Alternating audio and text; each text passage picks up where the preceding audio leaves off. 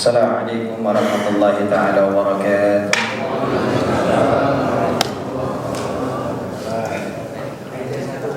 Alhamdulillah rabbil alamin wa salli wa sallim ala asyrafil anbiya wal mursalin habibina wa nabiyina wa maulana Muhammadin wa ala alihi wa sahbihi wa man tabi'ahum bi ihsanin ila yaumiddin. Amma ba'd.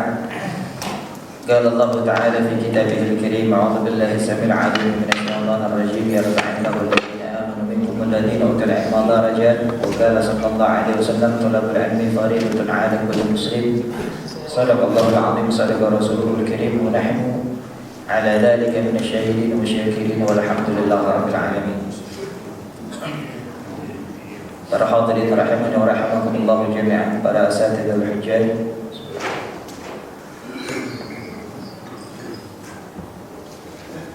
jamaah Masjid Baitur Rahman. Alhamdulillah pada pagi ini kita masih diberikan oleh Allah Subhanahu wa taala berbagai macam kenikmatan, khusus nikmat zahir maupun nikmat batin, dan juga raghbah lagawiyah, semangat yang tinggi untuk mau tetap hadir di tempat yang mulia ini dengan tujuan untuk sama-sama kita menuntut ilmu. Mudah-mudahan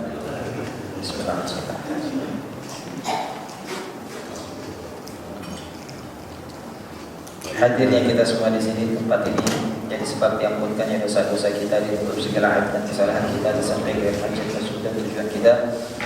Mudah-mudahan kita semuanya dipanjangkan umurnya, disehatkan badannya, dikuatkan iman Islamnya, dimudahkan urusannya, dilapangkan dadanya, dan juga kita semua beserta seluruh keluarga kita, istri, anak, cucu, kerabat, serta seluruh pada keturunan kita dengan sebagai hamba-hamba yang saleh dan salehah, diturunkan bersama baginda Nabi Muhammad sallallahu alaihi wa alihi wasallam.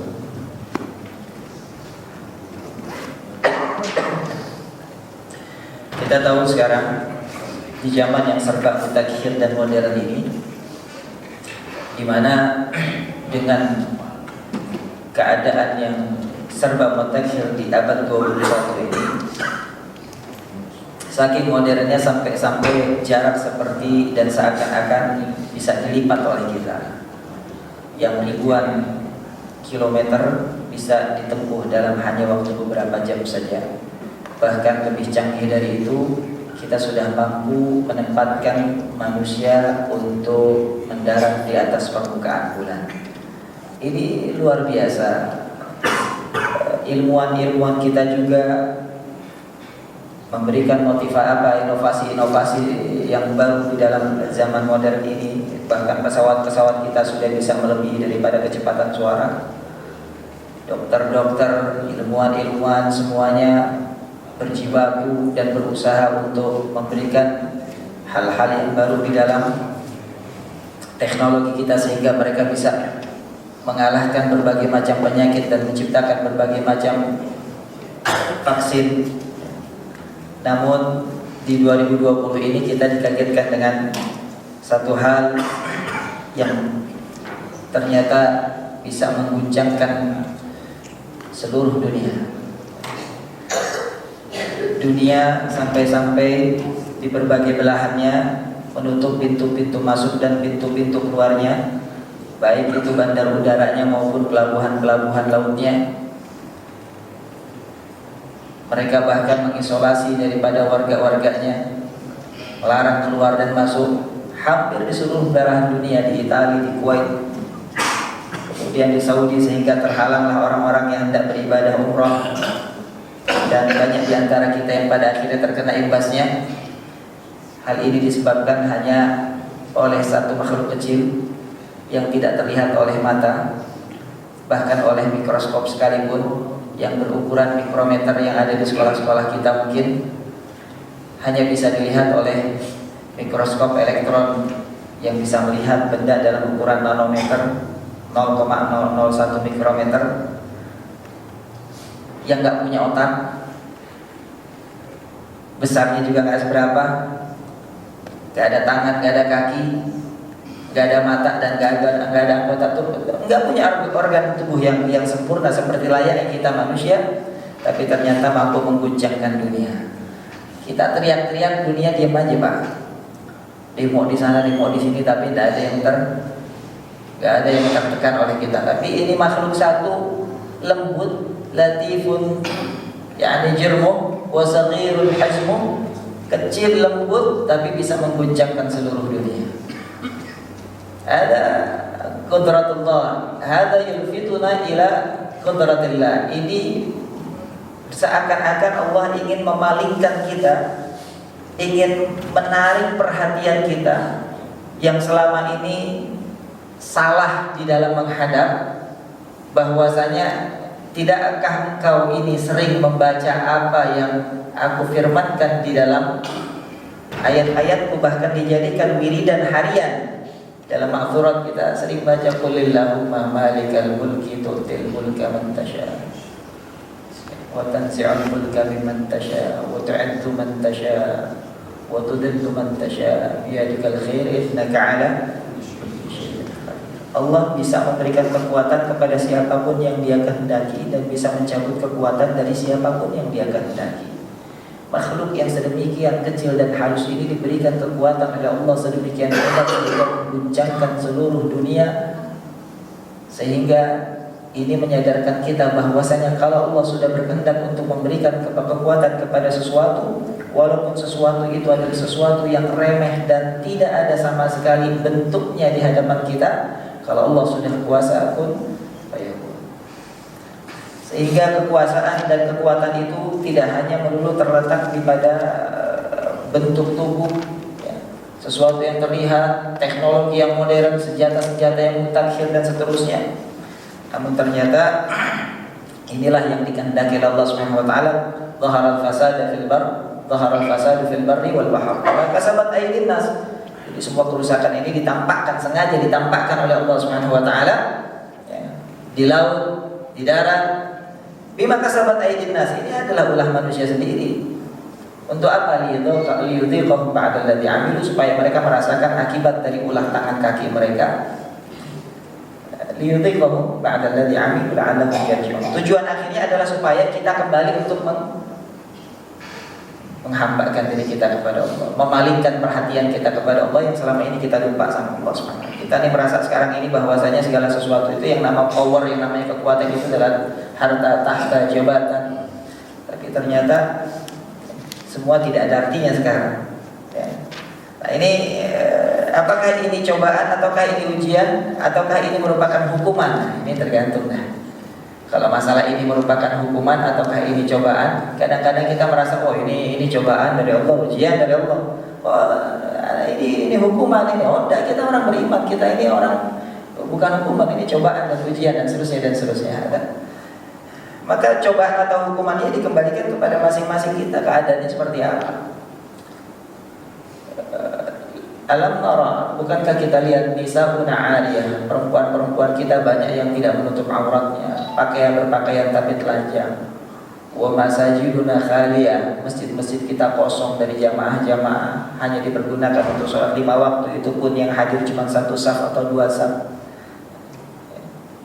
Wa rijaluna tayyusati wa daya'ah, laki-laki kita ada laki-laki yang tidak lagi cemburu ketika keluarganya dari istrinya atau anaknya melakukan kemaksiatan, melanggar larangan-larangan Allah, tidak lagi memiliki ghirah ketika agama itu diinjak-injak dan dihina-hina. Ada syai yang terjadi di tengah-tengah kita seperti itu. Wa ahkamullah ladiyah, dan hukum-hukum Allah diabaikan, tidak diperhatikan. Ini was'aruna fi hadzal yawm 'aliyah, harga-harga semakin meroket dan tinggi. Wa as-saddaq wal umman 'indana daya'ah, orang-orang yang jujur dan orang-orang yang amanah di tengah kita justru mereka itu dihilangkan dari peredaran. Justru orang-orang yang kha'inah wal kadzdzabah haula'i alladhi tawaliyah, mereka justru yang memegang tampuk kekuasaan. Ini kalau boleh dikatakan keadaan bangsa kita seperti ini, apakah terus layak kita mengatakan ini adalah ujian? Keadaan bangsa kita carut marut morat marit kan gitu ya. Dan kita di sini banyak di antara kita yang justru dengan keadaan seperti ini tidak peduli dengan keadaan itu. Yang penting usaha saya lancar, dagangan saya lancar, kerjaan saya lancar, gaji turun terus, pendapatan dapat terus, sudah selesai, urusan itu bukan urusan saya. Maka seperti kalau melihat kondisi ini tidak pantas kalau kemudian kita mengatakan ini adalah ibtila, ini adalah ujian, ini adalah mungkin hukuman. Tapi untuk orang beriman tentu ini adalah ujian. Yaitu mereka-mereka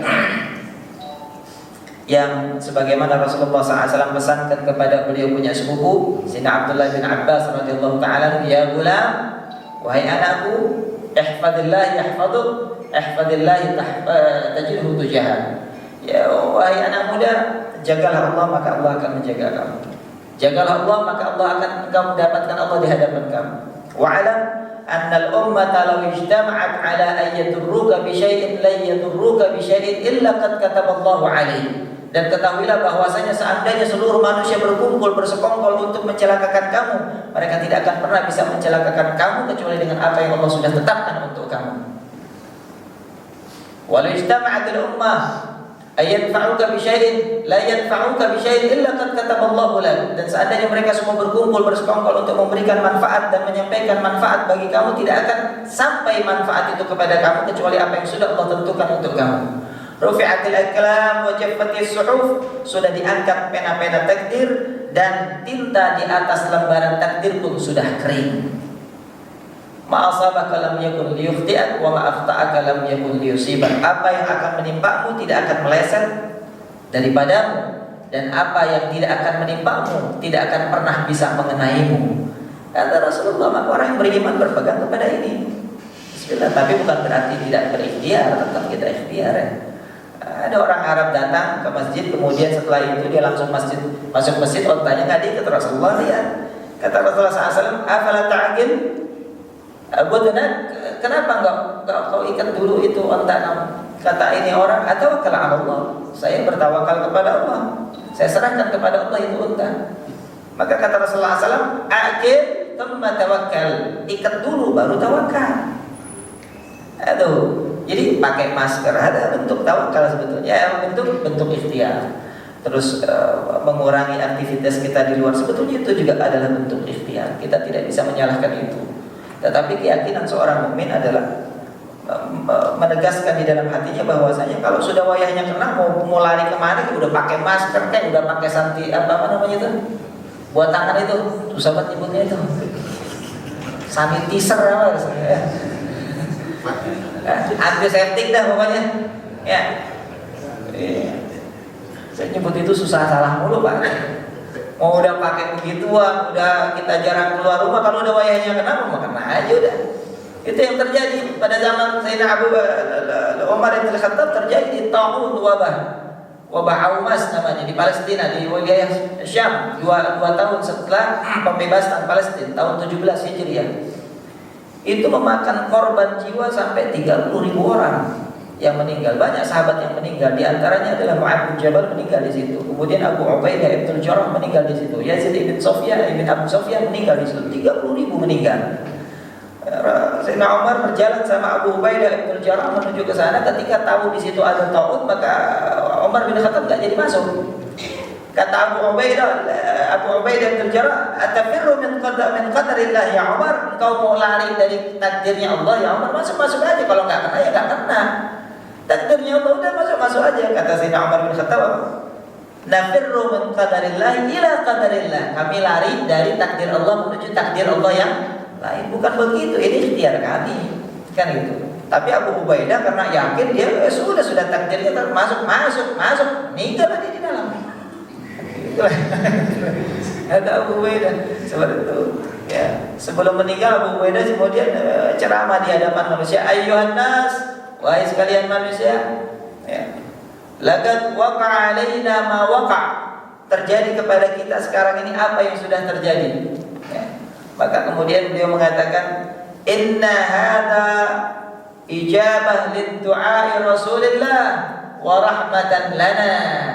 Ini adalah taun wabah ini, kata beliau, adalah merupakan doa yang dikabulkan oleh Allah ketika Rasulullah meminta, dan juga ini merupakan rahmat untuk kita orang-orang yang beriman. Wa inni atamanna, saya berharap supaya ini apa namanya, an anala haqqum minha, saya berharap saya dapat bagian daripada rahmat dan doa yang diijabah oleh Allah dari Rasulullah SAW. Tinggallah di dalam ta'un. Ternyata ta'un itu adalah rahmat, ya, bagi umatnya Nabi Muhammad, orang-orang yang beriman. Kata Rasulullah SAW, su'ila 'anil ta'un, Nabi pernah ditanya tentang masalah wabah, penyakit. Kata Rasulullah SAW, innahu kana 'adaban, sesungguhnya wabah itu adalah adab, ya. Wada'ahu Allahu 'ala man yasha min 'ibadihi, yang Allah berikan kepada hambanya yang semana yang dia suka. Wa yaj'alu Allahu rahmatan lil mu'minin, tapi kemudian setelah itu Allah jadikan wabah itu menjadi rahmat bagi orang yang beriman. Wa man mata 'ala ta'ud fa huwa syahid, barang siapa yang meninggal karena disebabkan wabah maka dia mati syahid. Oh, mati syahid enggak Pak kita, Pak? Mau mati syahid enggak kita, Pak? Doanya Allahumma amitna syahidan wa ajisna kariman, ya Allah, jadikanlah hidup kami ini hidup yang mulia dan matikanlah kami dalam mati syahid. Begitu ada sebab-sebab yang menyebabkan kita mati syahid, kita lari, Pak. Gitu ya. Ala kulli hal.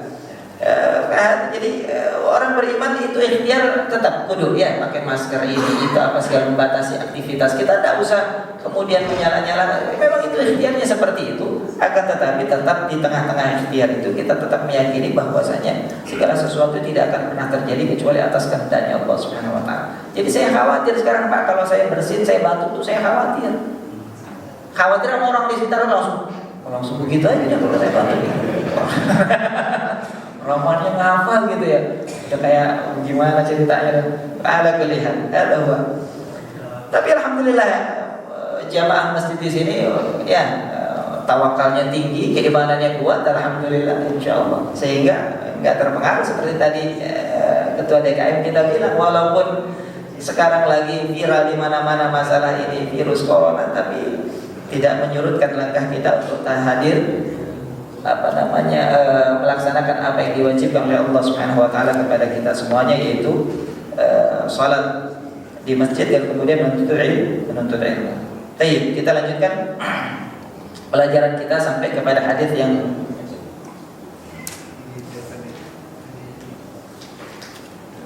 mana 12 ya.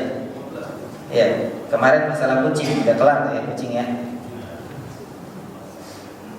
Masalah kucing udah kelar. Kucing itu terkait dengan masalah bahwasanya air liurnya itu tidak najis, badannya juga tidak najis, sehingga kucing itu ketika kita sentuh atau minum dari air yang ada di bejana kita, maka dia tidak dihukumi najis, kecuali kalau di mulut kucing itu ada bekas-bekas darah atau bekas-bekas dia makan bangkai apa segala macam, ada najis. Bagaimana taharatu, bagaimana sucinya? Sucinya ya dengan kita lihat ketika ininya sudah hilang, bekas-bekas darahnya ya suci sudah dia. Ya. Terus dari mana kita tahu bahwasanya dia hilang atau bisa kelihatan? Wa illa kalau misalnya kita melihat dia habis makan bangkai terus kemudian tidak ada bekasnya, tetap saja kan ada hukumnya tetap, karena kita lihat habis makan bangkai ya dihukumi najis, bukan karena mulutnya tapi bangkai yang menempel di mulutnya. Maka sucinya itu adalah bighiyabihi au bighiyabiha muddatan yasira, dengan hilangnya dia dari pandangan kita, begitu balik lagi ya suci sudah. Ada kucing begitu. Kemudian terkait dengan hukum kucing adalah bagaimana hukum bulunya yang rontok, bagaimana hukumnya jual beli kucing, bagaimana melihara kucing dan hukumnya melihara kucing, apakah termasuk takdir dan seterusnya, itu sudah dijelaskan kemarin. Kita sekarang masuk kepada hadis yang selanjutnya. Qala al-mu'allif rahimahullahu ta'ala wa nafa'ana bi'ulumihi wa kutubihi fid dharain amin. Wa an Anas bin Malik radhiyallahu ta'ala anhu, dari sahabat Nabi yang bernama Anas bin Malik radhiyallahu ta'ala anhu. Sayyidina Anas bin Malik ini adalah sahabat akhir sahabah tufiya fil Basrah, sahabat yang paling akhir meninggal di Basrah, di Syam. Jadi beliau pindah ya, ke Syam. begitu khilafahnya Sayyidina Utsman bin Affan kalau saya tidak salah, karena zamannya Sayyidina Umar bin Khattab beliau melarang sahabat-sahabat besar untuk pindah dari Madinah. Jadi sama Umar bin Khattab tuh sahabat-sahabat besar tuh yang suka dimintain pendapat itu kayak model Abdullah bin Umar, ya, kemudian juga Abdullah bin Mas'ud, kemudian Abdullah bin Abbas, kemudian juga Anas bin Malik dan yang lain-lainnya dilarang untuk keluar dari Madinah. Kalian nggak boleh kemana-mana, kalian harus tinggal di sini di Madinah. Nah, diberikan nafkah oleh negara waktu itu, ya. Untuk apa? Kalau ada masalah saya bisa gampang ngumpulin kalian untuk bermusyawarah. Maka di situ kemudian ulama mengatakan bahwa ijma' sahabat hanya terjadi sampai zamannya Sayyidina Umar bin Khattab. Ijma' sahabat hanya terjadi sampai zamannya Umar bin Khattab. Setelah zamannya Umar bin Khattab, Utsman bin Affan, maka sahabat mencar-mencar, gak ada yang larang. Utsman tidak larang, ada yang ke Kufah, ada yang ke Basrah, ada yang ke Baghdad, mencar-mencar kemana-mana. Setelah itu tidak lagi terjadi ijma' sahabat. Maka beliau setelah tidak dilarang untuk meninggalkan Madinah, beliau keluar pergi ke Basrah. Di sana beliau tinggal sampai usia 103 tahun menurut riwayat dikatakan, dengan jumlah anak ada yang mengatakan anak beliau sampai 200 orang anaknya. 200 orang. Kita anak 3 aja udah punya kepala. Wah, iya, kaya raya beliau. Kenapa? Karena beliau ini waktu Rasulullah, beliau ini orang Madinah, ya, dari Bani Najjar, beliau orang Madinah. Saat Rasulullah SAW hijrah dari Mekah ke Madinah, orang-orang Madinah menyambut beliau luar biasa. Banyak yang ngasih hadiah ini itu apa segala macam pada Rasulullah SAW. Ya, sampai Nabi SAW tinggal di rumahnya Abu Ayyub Al-Ansari waktu itu, ya. Beliau datang, kemudian ada orang, ya Rasulullah tinggal di rumah saya, ya Rasulullah tinggal di rumah saya, ya Rasulullah di rumah saya aja, ya Rasulullah rumah saya aja, kata Rasulullah SAW. Dah hadan naqa fa innaha, ya, tinggal enggak usah, enggak usah biarin. Soalnya masing-masing pada narik tali kekangnya untanya Nabi untuk digeret ke rumahnya supaya mereka itu berlomba-lomba untuk menjadi tempat singgahnya Rasulullah SAW. Kata Rasulullah, jangan lepaskan tali kekang unta, biarkan unta ini berjalan. Ya, fa innaha muhdah, karena dia ini dituntun oleh Allah Subhanahu wa taala. Maka Nabi SAW membiarkan untanya jalan kemana. Begitu di depan rumahnya Abu Ayyub Al-Ansari, dia buruk. Maka ini unta kemudian ngedeprok. Nah, itu dah pas.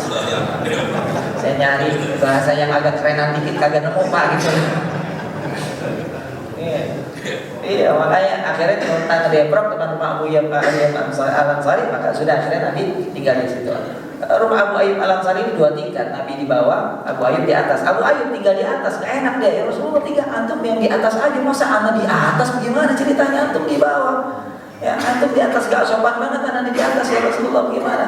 Kata Rasulullah SAW, tidak, biarkan ya Abu Ayyub, khalina fit tahab, biarkan kami di bawah, engkau di atas. Li'anna lana ashal, buat kami mudah untuk menerima tamu. Kalau di atas repot, biar kami di bawah, kata Rasulullah SAW. Maka Abu Ayyub Al-Ansari sama istrinya di atas beliau. Saat makan beliau turun, ya, bawa makan sama Nabi, ya, di nampan gitu. Nabi makan, Abu Bakar makan. Selesai makan, berharap ada sisanya, karena begitu ada sisanya, sudah selesai Nabi makan, diambil nampannya, dibawa ke atas. Senang benar kalau ada sisanya. Istrinya udah nungguin aja tuh, makan bareng sisa makannya Nabi Muhammad SAW, husul barakah, untuk mendapatkan keberkahan. Satu ketika beliau masih makan, tiba-tiba Nabi nggak nyentuh itu makanan, nggak ada yang di situ. Ya, maka kemudian Abu Ayyub tanya, ya Rasulullah, ini kenapa? Apa nggak enak makanan saya? Apa gimana? Apa Baginda marah kepada saya sehingga Baginda tidak makan? Tidak apa-apa, bukan apa-apa Abu Ayyub. Di situ ada makanan yang kurang saya suka. Ada bawangnya, Pak.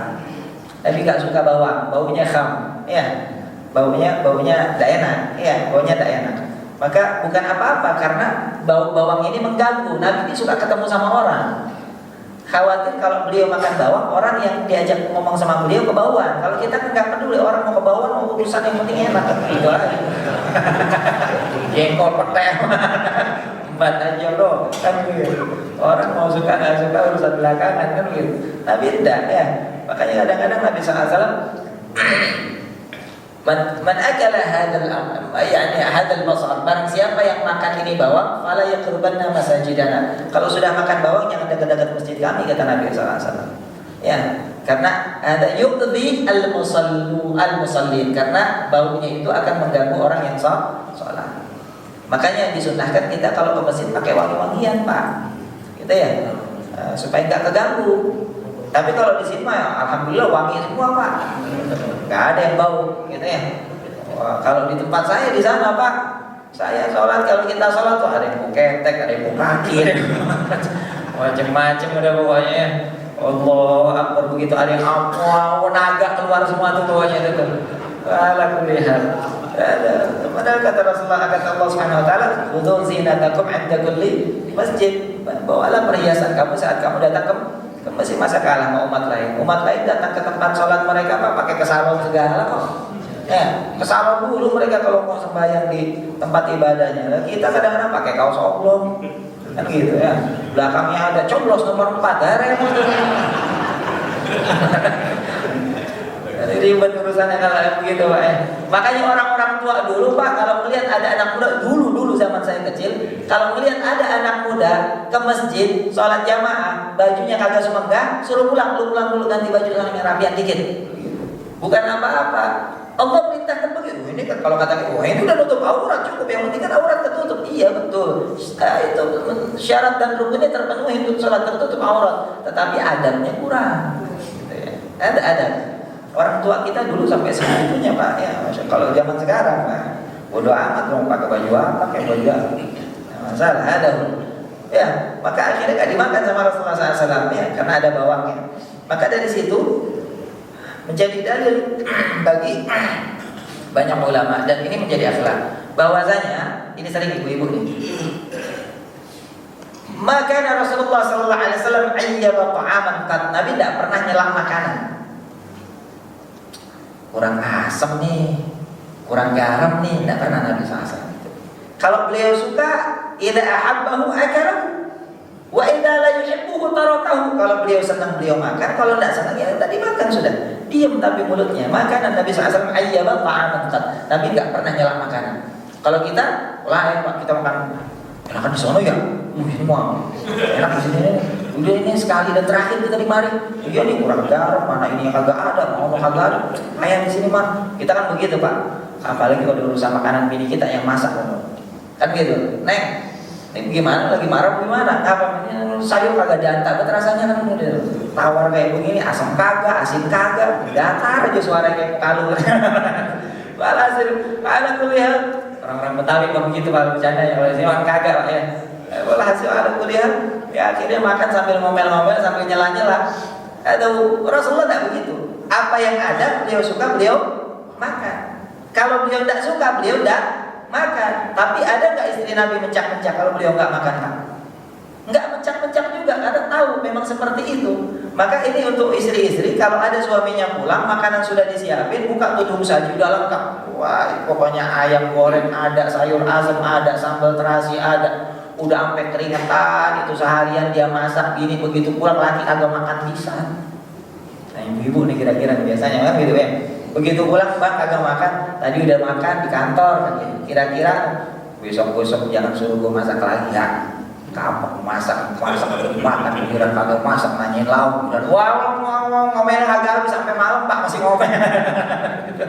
Tapi ibu-ibu di sini mah kagak ya. Ibu-ibu di sini mah kagak begitu. Jadi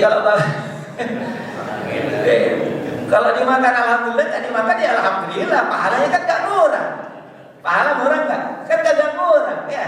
Oh sudah makan? Oh ya sudah alhamdulillah. Kalau begitu ya sudah dibungkus buat tetangga ya Pak. Oh ya nggak apa-apa, bungkus aja buat tetangga makan gitu ya. Cakep model begitu. Ya kalau kita kan kagak dimakan.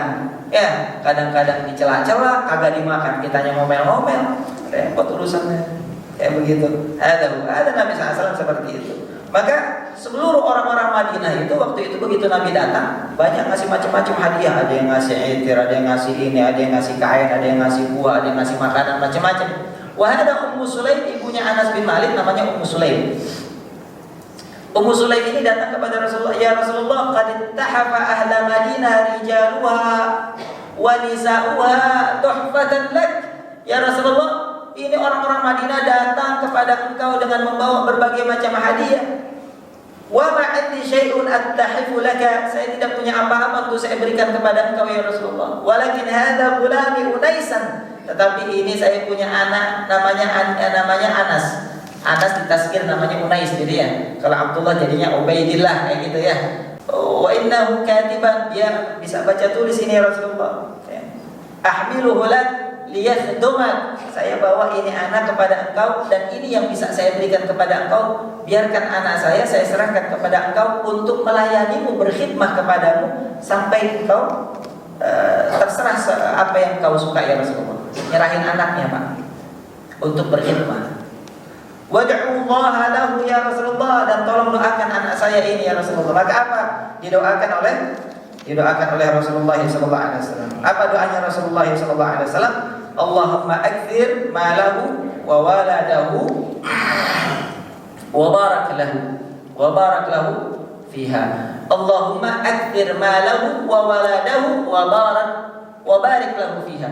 Ya Allah, banyakkanlah anaknya dan perbanyaklah hartanya, dan berkahilah di dalam anak-anak dan hartanya. Anas bin Malik usia waktu itu dibawa sama mamanya umur 10 tahun. Jadi Anas bin Malik itu lahir 10 tahun sebelum hijrah. Ya. Dibawa ke hadapan Nabi usianya 10 tahun, ada riwayat mengatakan 8 tahun. 8 tahun, 10 tahun segede apa Pak anak-anak kita? SD kelas berapa itu? Ya kelas 4 kan, dibawa sama ibunya untuk berkhidmah kepada Rasulullah. Walazama Rasulullah sallallahu alaihi wasallam, dan beliau tidak pernah meninggalkan Rasulullah sallallahu alaihi wasallam. Tinggal di rumah Rasulullah sallallahu alaihi wasallam, ya.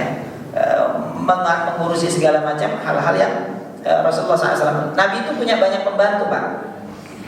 Jadi Nabi itu punya banyak pembantu. Bukan Nabi yang nyuruh mereka jadi pembantu, tetapi mereka yang menyodorkan diri mereka untuk jadi pembantunya Rasulullah SAW, asisten.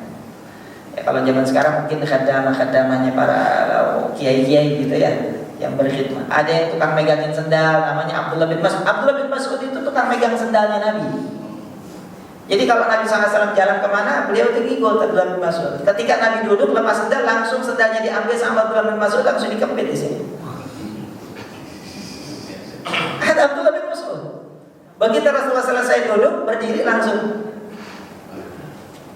Ada sahabat Nabi begitu, ta'zimnya seperti itu. Apa Rasul? Kebangetan ente, gak usah begitu-begitu amat, santai aja, gak usah. Oh, itu mah kebangetan. Nggak ada kok begitu Pak. Kita doang yang ngomong begitu.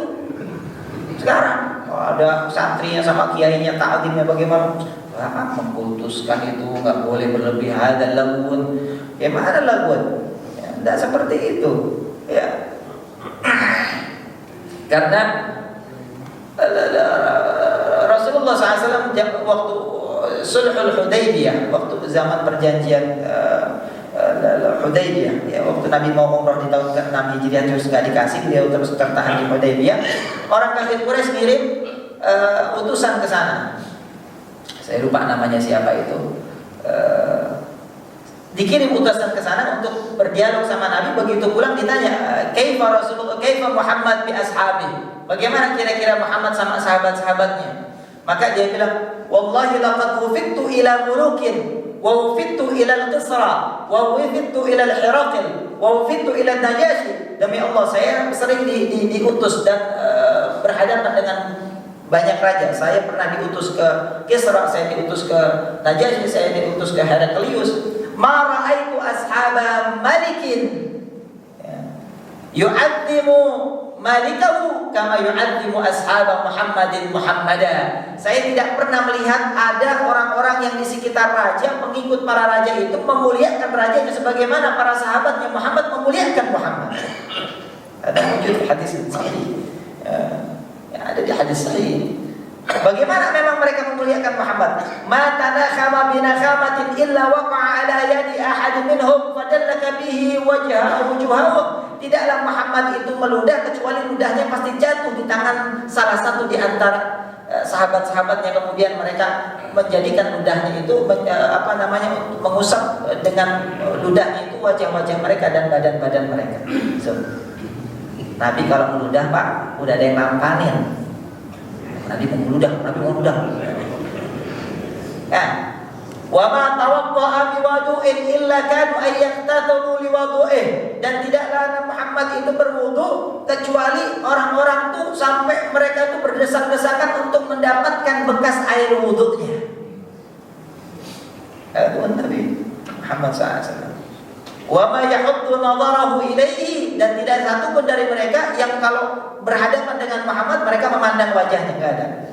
Yatruku wujuhahum, mereka itu menundukkan pandangannya, ka'anna fi ru'usihim thayrun, seakan-akan di atas kepalanya ada burungnya. Wa ma amara syai'an wa ma amara bi syai'in, dan tidaklah Muhammad itu memerintahkan sesuatu kepada mereka kecuali mereka segera untuk melakukannya. Ini Muhammad begitu, Pak. Kita ingat juga peristiwa ketika Nabi Muhammad pulang dari Taif, ditimpukin, kemudian mampir di kebunnya Utbah, Rabi'ah dan Syaibah bin Rabi'ah. Di situ ada pembantunya namanya Addas, ya, orang Nainawa. Nainawa itu daerah di Irak. Ini orang Nasara, Addas ini. Kemudian disuruh, Addas, coba kasih itu anggur sama itu tuh Muhammad tuh. Kasihan dia habis ditimpukin orang Taif kan begitu. Wah, Nabi Muhammad dakwah, Pak. Jalan dari Mekah ke Taif jaraknya sekitar, Mekah ke Taif itu berapa? Mungkin 100 km ada. Jalan lewatin gurun, lewatin gunung, lewatin bukit. Kagak ada pesawat, kagak minta jemput, kagak, Pak. Enggak. Kali mau orang Taif gua mau ke situ jemput gua ya. Kagak. Siapin amplop DP-nya sekalian. Kagak ada. Nah, Nabi SAW Pak dakwah. Wah, Masya Allah. Ini kisah ini harus jadi pegangan untuk setiap para duat dan mubalik. Nabi SAW berjalan ya, puluhan kilometer dari Mekah ke Taif, berjalan kaki. Dalam riwayat dikatakan, dalam Sirah Ibn Hisham dikatakan sendiri, dalam riwayat yang dikatakan bersama Zaid bin Harithah, beliau punya maula, bedak yang beliau bebaskan. Begitu sampai Taif, bukannya mungkin kalau disambut mending, Pak, disambut salah pakai terbang, nah sama sekali tidak ada. Wala dikasih makan, wala dikasih minum, ya. Kemudian malah diusir dari Taif. Begitu keluar dari Taif, anak-anak kecilnya dan orang-orang bodoh di sana diperintahkan sama ketua sukunya untuk ngata-ngatain Muhammad sambil dibawa. Wah, ya majnun, ya sahir, orang gila gitu. Nabi Muhammad keluar. Kira-kira gimana kalau kita begitu, Pak? Masuk kampung ditimpukin, dikata-katain. Begitu Nabi keluar dari kampung sampai berdarah kaki Nabi, Zaid bin Harithah berdarah kepalanya karena ngalang-ngalangin batu untuk kena sama Nabi. Begitu keluar dari Taif, kemudian datang Malakul Jabal, datang malaikat menunggu gunung. Ya Muhammad, amarani Allah liliqa'ik, saya diperintahkan Allah untuk menemui engkau. Laqad ra'aitu ma ra'ait min ahli Taif, saya melihat apa yang sudah dilakukan penduduk Taif kepada engkau. Lau syi'ta, ya, kalau engkau mau ya Muhammad, saya bakal balikkan ini gunung ke atas kampung mereka, rata hancur mereka. Gimana menurutmu ya Muhammad? Kira-kira kalau kita digituin gimana, Pak? Sikat, bro. Wah, habis. Modelan kita. Tuh, Pak. Ada orang misalnya, Pak, fitnah kita di medsos ini itu segala macam, rumah kita mungkin kita dimaki-maki. Wah, cari-cari pasal kita, Pak. Pasal apa nih? Begitu cari pasal, cari teman kita yang polisi apa pengacara, ini bisa nggak bisa ajar. Kita model begitu, Pak. Kata Nabi SAW, la, jangan. Allah maghfir qaumi fa innahum la ya'lamun. Allah ampuni mereka karena mereka tidak tahu. Wa arju an yakhruju min aslabihim man yu'minu bi. Saya berharap, saya masih optimis. Nanti kalaupun mereka tidak beriman kepada saya, nanti akan keluar dari keturunan mereka yang beriman kepada saya. Datang ke Taif. Ini sebetulnya peristiwa sebelum Mi'raj ini. Peristiwa sebelum Mi'raj. Keluar dari Taif. Jadi, Pak, kalau kita datang berdakwah ke satu tempat, kemudian di situ kemudian jamaahnya cuma 2 orang, 3 orang, alhamdulillah masih bagus bener itu udah. Masih disambut, masih dikasih tempat duduk, masih dikasih air minum, alhamdulillah sudah. Biar kata yang jamaah yang hadir 2 orang kagak ngapa-ngapa. Lah kita kadang-kadang murid, Pak. Pengajian yang hadir 2 orang, serius apa kagak sih kalau mau ngaji? Udah mungkin orang ngaji itu kan ntar aja kalau udah ngumpul udah banyak baru ngaji. Pulang aja dah, pulang. Itu murid kita, Pak. Kan gitu, Pak. Kadang-kadang seperti itu kita ingat ya Allah, Rasulullah SAW ditimpukin. Maka kalau misalnya datang ke dalam satu acara kita kagak dihargain, misalnya kita kagak ditanggap, kali wali tidak apa-apa. Masih untung belum Sambit, oh begitu aja udah. Masih untung belum disambit yang punya rumah. Biarin aja dah, Nabi aja disambit kagak ngapa-ngapa. Begitu aja sudah. Menghibur dirinya kita ya. Kadang pernah kita datang begitu Pak. Ada orang yang cerita satu ketika ada perumahan mewah. Ya. Di dekat rumahnya ada perumahan mewah. Perumahan mewah di situ orang-orang kaya semua di situ. Dia kebetulan tinggal di kampung di sebelahnya.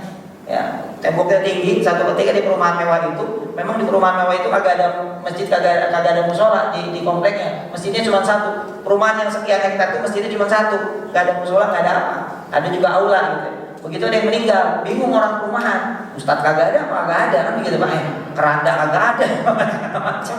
Akhirnya datang ke kampung. Ada Ustadz jadi minta tolong ini ada yang meninggal. Kalau boleh kita pinjam kerandanya sekalian Ustadz, kalau boleh sekarang minta tolong ambilnya, dihubungi apa segala macam. Ya sudah, bismillah, sudah. Datang kita bawa keranda apa segala macam ke perumahan. Selesai sudah dikuburkan, Ustadz minta tolong supaya dipimpin tahlil. Oh ya sudah, bismillah. Datang kita ke tempat acara, misalnya ini orang datang ke tempat acara. Begitu datang ke tempat acara, di situ kan banyak sudah Pak orang yang lagi takziah. Ada yang ngomongin masalah, saya kemarin dari Jepang, saya kemarin dari Australia, wah saya kemarin dari Amerika. Wah ini Ustadz Pak, namanya dari kampung Pak. Ya. Namanya dari kampung, masuk ke tempatnya itu meninggalin KTP. Kebenaran Ustadz emang agak pernah masuk ke tempat-tempat begitu, buru-buru bawa KTP Pak. Gitu. Bapak KTP enggak ada Pak KTP, udah Bapak tunggu dulu di situ. Wah suruh nungguin ke satpam Pak. Di pos satpam. Itu pos satpam. Kata tuh Ustadz, gila banget baromanya. Akhirnya ke rumah siapa? Ke rumah Pak Ano. Oh ya sudah, silakan masuk. Begitu masuk di sana acara ramai semua. Kita datang ini Ustadz, begitu datang ini Ustadz, yang punya rumah keluar. Ini Ustadznya ya? Iya. Bapak tunggu dulu di sana ya. Itu Ustadz disuruh nunggu di pojokan Pak. Tunggu pojokan, begini yang lain pada ngobrol apa segala macam. Tar tunggu Pak, acara belum kita, Bapak tunggu dulu di sana di luar. Suruh nunggu di luar itu. Untungnya itu Ustadz ngomong sama, untung gue ingat cerita Nabi di Taif katanya. Coba gue agak ingat cerita Nabi itu, gue tinggalin itu kan. Kata ini orang, subhanallah, ada Nabi Muhammad SAW. Begitu ketemu Nabi kemudian keluar dari Taif, berteduh di kebunnya Utbah dan Syaibah, kemudian dikasih makan sama Addas, maka Nabi makan sambil bilang Bismillahirrahmanirrahim. Kagetlah Addas. Man, dari mana kau mengucapkan satu kata yang tidak pernah saya dengarkan dari bangsa-bangsa Arab? Oh iya, kamu dari mana? Agama kamu apa? Saya Nasrani, saya Addas, saya dari Nainawa. Oh, kampungnya Yunus bin Matta. Kamu tahu Yunus? Itu saudara saya. Gua Nabi wa Rasul, wa ana Nabi wa Rasul. Dia Nabi dan Rasul, saya Nabi dan Rasul. Langsung cium tangan Nabi, cium kepalanya Nabi, cium kakinya Nabi, itu Addas. Apa Nabi bilang? Jangan kebangetan ini bid'ah. Siapa bilang dah? Nabi mendiamkan. Ada takrim wa ta'zim li Rasulullah sallallahu alaihi wasallam. Kalau kita kan zaman sekarang nyium tangan gurunya aja udah anti banget Pak. Aku berlebih-lebihan, udah salaman aja kita. Enggak usah pakai cium-cium tangan. Kan begitu. Di tengah-tengah kita, sehingga kalau melihat santri yang akhlaknya seperti itu tuh memuliakan kiainya atau ustadznya, maka kita anggap itu al-law, itu berlebihan. Hasya wa kalla. Wa ada Anas bin Malik radhiyallahu taala anhu beliau ini subhanallah di Nabi sallallahu alaihi wasallam itu bukan jadi murid, bukan, tapi jadi khadam, pembantu. Ada ilmu yuhsalu bil ta'allum wal barakatu tuhsalu bil khidmah, kata ulama dalam ta'lim al-muta'allim. Ilmu itu didapat dengan cara belajar. Ilmu itu gampang Pak, orang pintar sekarang gampang buka YouTube pintar, tapi keberkahan dari ilmu hanya bisa didapatkan dengan berkhidmah kepada guru. Ilmu didapatkan dengan belajar, tapi keberkahan didapatkan hanya dengan berkhidmah kepada guru. Dan itu dilakukan para sahabat Nabi kepada Rasulullah. Ada yang khusus megang sendal Nabi Abdullah bin Mas'ud, ada yang khusus ngurusin makanan Nabi Usama bin Zaid, ada yang ngurusin masalah kendaraannya Nabi, persiapan seperti Abu Ayyub Al-Ansari, ada yang ngurusin tali kekangnya Nabi, ada yang ngurusin ini, ngurusin itu. Nabi itu Pak sebetulnya nggak butuh. Nabi itu kan kita dengar, Nabi itu kalau sendalnya putus jahit sendiri, bajunya sobek nambal sendiri. Nabi nggak butuh, tapi Nabi kemudian juga tidak melarang sahabatnya untuk mengambil keberkahan dari dirinya. Nabi biarkan. biarkan mereka untuk berkhidmah kepada Nabi, karena Nabi tahu yang mereka maksud adalah untuk mengambil keberkahan. Maka Nabi gak pelit. Nabi gak pelit, ya. Dapat berkah. Anas bin Malik dapat keberkahan dia. Dia hartanya banyak, anaknya banyak. Kata Anas bin Malik radhiyallahu taala, beliau meriwayatkan hadis sekitar 2286 hadis. 2286 hadis. Sebelumnya kemarin Abu Hurairah 5374 hadis. Kemudian kita juga kemarin Abdullah bin Abbas 1600 hadis, ya. Itu sudah berapa? Hampir 10.000 sudah, Pak. Belum lagi Aisyah 2500-an hadis. Dari sekian sahabat aja sudah 10.000 hadis.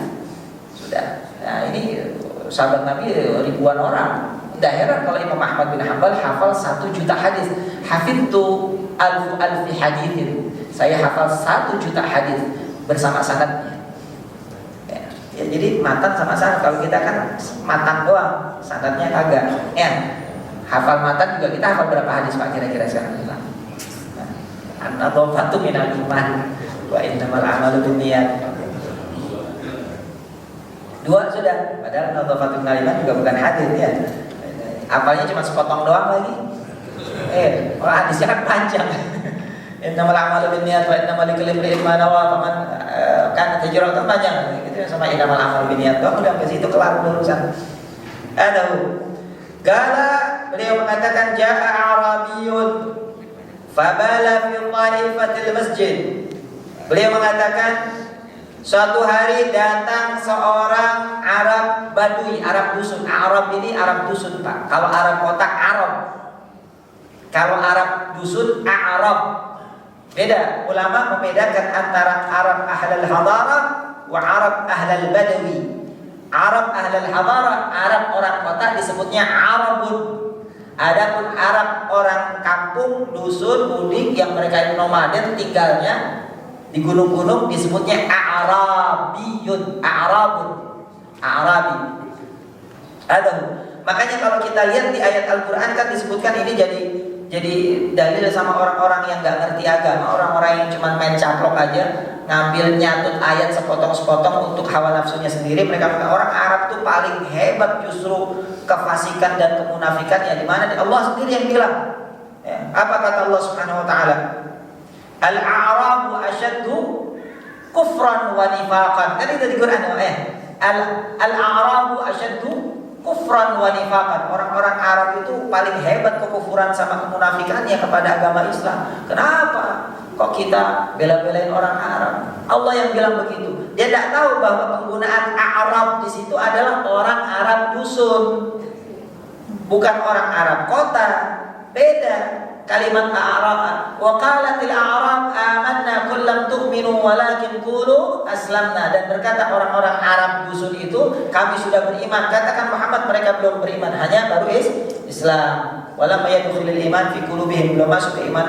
Jadi bedanya Arab sama Arab itu begitu, Pak. Jadi kalau kata kalimat Arabiyun artinya orang Arab dusun. Namanya orang Arab dusun, orang mudik, Pak, enggak ngerti adab, enggak ngerti etika. Tinggalnya di gurun. Gak punya tetangga, ya, tidak bersosialisasi. Tak heran kalau mereka tuh jafun, kata Nabi, man sakanal badawi fahuwa jafun. Barang siapa tinggal di gunung maka sendirian, maka dia keras hati, keras. Orang Arab, ya, orang-orang dusun kalau datang, ya Muhammad, a'atini malan min malillah fa innahu laisa laka wa laisa liwalidik. Muhammad, mana harta yang punya Allah? Saya nggak minta harta kau, itu harta yang kau punya itu punya Allah semuanya itu. Saya minta, itu bukan hartamu, bukan harta bapak moyangmu, bukan. Bagi sini harta. Orang Arab begitu, Pak. Arab mudik. Orang Arab mudik begitu. Ya kan orang-orang sekarang kan begitu. Main colok aja bikin rumah di situ. Main colok baik di situ, ini tanah siapa? Tanah Allah. Ini tanah Allah ini, yang punya Allah ini. Saya di sini karena saya adalah hamba Allah dan tanah ini siapa saja boleh. Namanya juga tanah milik Allah. Arab mudik, orang mudik begitu ya, biasa orang mudik. Ada Arab. Jadi Arab itu orang Arab mudik. Fabala fi thaifatil masjid. Maka kemudian dia datang ke masjid, kemudian kencing di pojokan masjid. Kencing di pojokan masjid, Pak. Coba bayangin Pak, orang masuk masjid kencing di masjid, subhanallah. Fajazzarahun nas, maka orang-orang begitu melihat Arab ini, Nabi sama sahabat lagi pada ngobrol begini, melihat Arab masuk kencing di masjid, orang yang melihat kan begitu Pak. Langsung ada yang mau naruh, woi kencing sembarangan, awas, ribut tuh orang tuh. Maka kata Nabi Muhammad SAW, apa kata Nabi SAW? Fanahahumun Nabi SAW, da'hu, biarin dulu, biarin, sudah diam kan, biarkan dia selesaikan kencingnya. Jadi dia ada sampai kencing, asik aja, asik aja, kagak ngerasa bersalah. Ya, lihadits sittihi fil Islam, karena memang dia baru orang kampung datang ke situ masuk Islam, agak ajaran-ajaran tentang Islam dia baru, dia nggak ngerti bagaimana memuliakan masjid. Ya, fanahuna falamma qada maulahu, ketika selesai kencingnya baru ya gitu udah selesai baru amara Nabi sallallahu alaihi wasallam bidanubin mimma, maka Allah Nabi SAW memerintahkan para sahabatnya untuk menyiram itu tanah yang bekas tempat kencing itu orang Arab, bidanubin mimma, dengan seember air, fa'ahri ka'ari, kemudian ditumpahkan di atasnya. Maka di sini ada beberapa hukum yang para ulama bisa beristimbat daripada sini. Pertama, tentang rahmatnya Nabi Muhammad SAW. Ada di situ tentang hukum kencing, ada hukum tentang masjid, ada hukum tentang bagaimana muamalah bersama orang-orang, terutama orang-orang yang belum mengerti terhadap hukum. Ada di situ hukum tentang bagaimana cara menghilangkan najis, dan seterusnya, dan beberapa hukum di situ para ulama. Ya, nah di sini Arab ini tadi sudah kita bahas adalah orang Arab dusun. Jadi kalau bapak-bapak nanti dengar ayat-ayat di Quran atau hadis yang kalimatnya Arab, artinya orang Arab Badui, dusun. Ya, Badui yang tinggal di gunung. Fi ta'ifatil masjid, al-masjid, ada wal masjid. Jadi kata Allah Subhanahu wa taala, "Wa may yu'azzim sya'airallah fa innaha min taqwal qulub." Barang siapa yang mengagungkan tanda-tanda kebesaran Allah, maka sesungguhnya dia datang dari hati yang bertakwa. Kita ini harus ta'zim sama syiar-syiarnya Allah. Karena tanda daripada orang yang takwa itu ada di hati. At-taqwa hahuna, kata Nabi SAW. Takwa itu ada di hati, sehingga kita tidak bisa melihat ketakwaan seseorang karena bentuknya dia itu abstrak. Akan tetapi ketakwaan itu punya tanda-tanda yang bisa dilihat. Salah satu tandanya daripada ketakwaan seseorang adalah ketika dia mengagungkan syiar-syiar Allah, memuliakan syiar-syiar Allah. Di antara syiar-syiar Allah itu adalah masjid. Di antara syiar-syiar Allah itu adalah Al-Quran. Di antara syiar-syiar Allah itu adalah para ulama. Di antara syiar-syiar Allah itu adalah al-ilm. Banyak syiar-syiar Allah Subhanahu wa taala. Maka tidak sedikit di antara kita sekarang ini teramat sangat memandang remeh kepada syiar-syiar Allah. Quran ditaruh digeletakin di mana baik. Kadang-kadang ngaji Quran anak-anak kita Quran di bawah, dia lari-larian kemana, kita diemin baik. Kadang kita baca Quran digeletakin di lantai, kita baca aja sila. Quran sejajar sama pantat kita. Zaman dulu tuh orang tua kita marah betul kalau begitu Pak. Ini kan cuma kertas buku doang. Ada syiar Allah. Ini syiarnya Allah. Ya, maka kelihatan orang itu ada ketakwaan atau enggak di dalam hatinya, takut enggak sama Allah, memuliakan Allah atau tidak, dilihat daripada apakah dia memuliakan tanda-tanda kebesaran Allah. Maka orang-orang dulu kalau megang Quran itu kan begini Pak. Jangan sampai ini Quran di sejajar sama pinggangnya dia. Begini kalau megang Quran. Ya, karena enggak begini kalau megang Quran. Kenapa? Enggak memuliakan. La yamassuhu illal mutahharun, Allah saja memuliakan kok. Tidak boleh memegang Quran itu kecuali orang-orang yang memiliki kesucian. Artinya tidak punya hadas, tidak punya najas. Bagaimana kemudian kita menyepelekan Quran? Ada pelajaran kita. Kemudian juga masalah masjid begitu. Orang kelepas-kelepus merokok di masjid. Ya. Sesuatu yang mubah saja tidak boleh dilakukan di masjid. Jual beli mubah benar. Boleh nggak jual beli? Boleh. Jual beli kalau di luar masjid boleh enggak? Boleh. Jual beli di luar masjid boleh. Meludah di luar masjid boleh enggak? Boleh. Jual beli, meludah, ya, di luar masjid boleh. Tapi di dalam masjid boleh apa enggak? Enggak boleh. Meludah dalam masjid Tidak boleh. Sesuatu yang mubah, yang boleh dilakukan di luar masjid untuk memuliakan masjid, maka tidak boleh dilakukan di dalam masjid. Bagaimana dengan sesuatu yang makruh minimal untuk dilakukan di luar masjid kemudian dilakukan di dalam masjid? Aduh, yani min ihanatil masjid. Ini adalah termasuk daripada meremehkan masjid. Aduh. Nah, silakan mau hukum rokok berbeda pendapat, tapi jangan di masjid lah. Aduh, ya. Banyak tentang ahkamul masjid, nanti ada babnya, babul masajid, bab tentang masjid.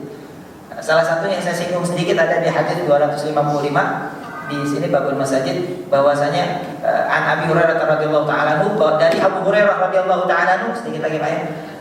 Marra Umar bi Hassan bin Thabit wa huwa yunshidu fil masjid. Satu ketika kata Abu Hurairah, Umar lewat masjid, dia melihat ada Hasan bin Sabit lagi yunshid, nasyid. Nasyid itu apa nasyid Pak?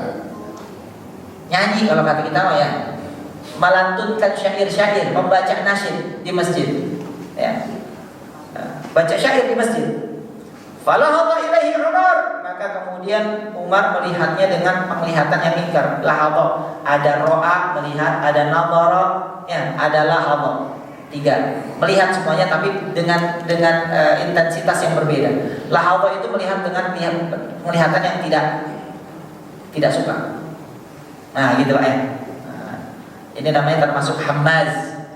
Hammazil masyaim bin Nabi. Hammaz itu lamaz, hammaz itu artinya melecehkan orang, merendahkan orang dengan isyarat. Seperti misalnya, nah itu tuh hammaz itu, gitu ya, gitu.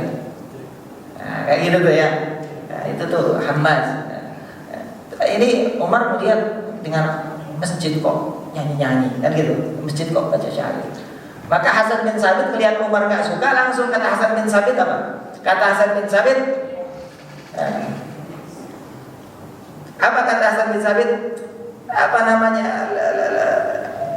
Laqad ansyadtu fil masjid wa fihi man huwa khairun minka. Saya pernah baca syair di masjid, sementara di dalam masjid ada orang yang jauh lebih baik dari kamu, tapi dia tidak melarang saya. Kata Hasan bin Sabit. Fa'arafa bi annahu bil maqsud anna maqsudahu Rasulullah. Maka yang dimaksud adalah Rasulullah. Jadi Hasan bin Sabit memang tukang syairnya Nabi Muhammad SAW. Maka di situ ulama mengatakan boleh baca-baca syair di masjid, tidak apa-apa. Ya, selama syairnya itu syair-syair yang untuk li'ila kalimatillah, fihi kalimatut thayyibah, kalam-kalam yang bagus, kalimat-kalimat yang bagus. Salatullah salamullah ala taha. Syair kan itu Pak. Ya. Di masjid boleh dibacain. Boleh, dalilnya itu muttafaq alaih, itu hadis Bukhari Muslim kok. Orang-orang sekarang masjid dipakai buat nyanyi, siapa kalau belum baca hadis ini berarti. Ada, ya, tapi muskil. Jadi kan kampung jadi ramai Pak. Ya, kalau sekarang kan kampung sepi, begini kagak boleh, begitu kagak boleh, begini salah, baca Yasin malam Jumat kagak boleh. Kalau salah ujungannya orang pada diem, kayak dulu pada diem-dieman semuanya Pak. Akhirnya megangin handphone. Ya, lu jadi megangin handphone baik malam Jumat bukan ngaji Yasin, kagak boleh katanya. Lu kalau baca tahlil kagak boleh, baca maulid kagak boleh juga. Ini kan sholawatan di masjid, itu lagi kagak boleh. Dan terus bolehnya apa? Gitu. Megang handphone kagak yang ngomelin gua. Giliran megang handphone kagak ada yang ngomelin. Giliran baca sholawat, baca Yasin apa diomelin mulu Pak. Iya, pada gua diomelin mulu dengan ya udah kagak ngerjain. So hati-hati nih, hati-hati sekarang ya, hati-hati. Maka dari itu ini yang perlu diperhatikan. Maka karena waktunya beberapa hal insya Allah nanti yang kita sedikit bahas di sini. Ada beberapa hukum di sini ulama mengatakan ada sekitar 7 hukum insya Allah terkait dengan hadis ini. Insya Allah mudah-mudahan kita bahas di kemudian hari di pertemuan yang selanjutnya. Mudah-mudahan Allah berikan kepada kita umur yang panjang, sehat badan, kuat iman Islam, dan mudah-mudahan Allah Subhanahu wa taala berikan kepada kita kesehatan selalu. Allah jaga kita dari berbagai macam penyakit, khususnya virus-virus yang sekarang ini sedang merebak di tengah-tengah kita, virus corona dan virus-virus yang lainnya.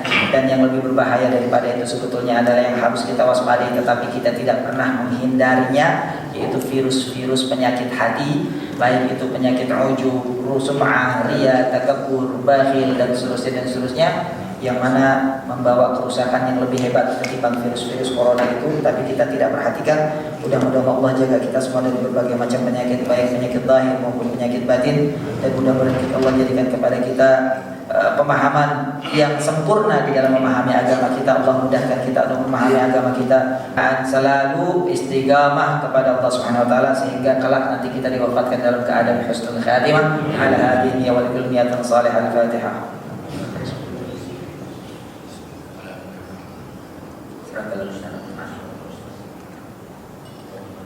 Bismillahirrahmanirrahim. Alhamdulillahirabbil alamin. Allahumma shalli wa sallim barik ala sayyidina Muhammad wa ala sayyidina Muhammad. Subhanakallahumma wa bihamdika asyhadu an la ilaha illa anta astaghfiruka wa atubu ilaik.